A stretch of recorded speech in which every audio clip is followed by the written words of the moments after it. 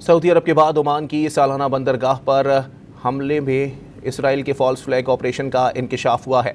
Iran की मुसल्लह फ़ौज ने सल्तनत ओमान की सरजमीन या बंदरगाहों पर फौजी हमलों की तरदीद करते हुए कहा है कि दोस्त और पड़ोसी ओमान के खिलाफ जारहत के दावे झूठे हैं।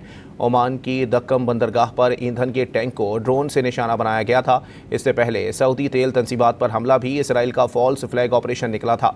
ईरान ने सऊदी तेल तंसीबात पर हमले की तरदीद करके सऊदीया को आगाह कर दिया था। सऊदी अरब की बंदरगाह रास तनूरा में ऑयल रिफाइनरी पर ड्रोन हमला हुआ था। हमले के बाद कतर और सऊदी अरब में मोसाद के एजेंट्स गिरफ्तार हुए थे। एजेंट्स कतर और सऊदी अरब में बम धमाकों की मंसूबाबंदी कर रहे थे। अमरीकी तज्जियाकार ने कहा है कि इसराइल ईरान के साथ कतर और अमारात का नुकसान भी चाहता है। सऊदी अरब, बहरीन, ओमान और कुवैत को भी इसराइली निशाने पर हैं। अमरीकी तज्जियाकार ने कहा है कि इसराइल अपने मकसद में किसी हद तक कामयाब भी हो चुका।